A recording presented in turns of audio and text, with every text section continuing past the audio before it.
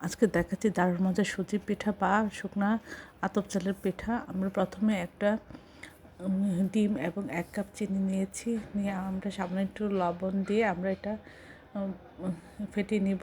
খুব ভালো করে যখন ফেটানো হবে এবং মিশে যাবে, বাবল উঠবে, তখন আমরা বন্ধ করে দেব।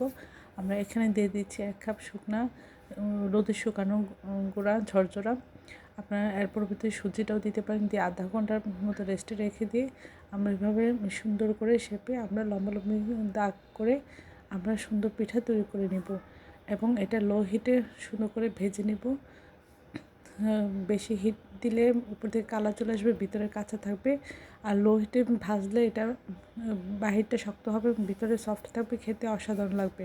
এই পিঠাটা বিকালের নাস্তা বা টিফিনে অসাধারণ লাগে। আশা করি এই রেসিপিটা আপনারা একবার হলেও ট্রাই করবেন। সবাই আমার চ্যানেলটি লাইক করবেন, শেয়ার দেবেন, সাবস্ক্রাইব করবেন এবং প্রিয়জনকে বেশি বেশি করে শেয়ার দেবেন। আমার চ্যানেলে সব রকম রান্নার রেসিপি রয়েছে, আশা করি। আজকে দেখাচ্ছি কলা দিয়ে অসম্ভব মজার পিঠা। আমরা প্রথমে একটা ডিম এবং কিছু পাকা কলা আর আমরা সামান্য একটু পানি দিয়ে ব্লেন্ড করে নিচ্ছি। তারপরে আমরা এর মধ্যে সামান্য একটু লবণ এবং পরিমাণ মতো চিনি আর সামান্য একটু বেকিং পাউডার দিয়ে আমরা এখানে ১ কাপ চালের গুঁড়া এবং ১ কাপ ময়দা দিয়ে আমরা একটা শক্ত ডো তৈরি করে নিচ্ছি। নিয়ে আমরা বেলে এটা মোটামুটি মোটা রেখে এটা রুটি বানাবো।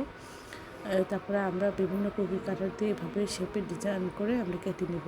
যদি আপনাদের কাছে ডিজাইনের কোনো কিছু না থাকে তাহলে আপনারা সন্দ বা টুথপিক দিয়ে ডিজাইন করতে পারেন। এছাড়া স্টিলের গ্লাস দিয়ে গোল করে এই পিঠাটা তৈরি করে নিতে পারেন।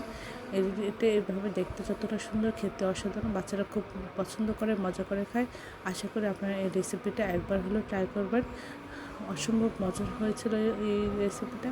সবাই আমার চ্যানেলটি লাইক করুন, শেয়ার দেবেন, সাবস্ক্রাইব করবেন এবং প্রয়োজনকে বেশি বেশি করে শেয়ার দেবেন। আমার চ্যানেলে সব রকমের রান্নার রেসিপি রয়েছে, আশা করি সবাই দেখবেন।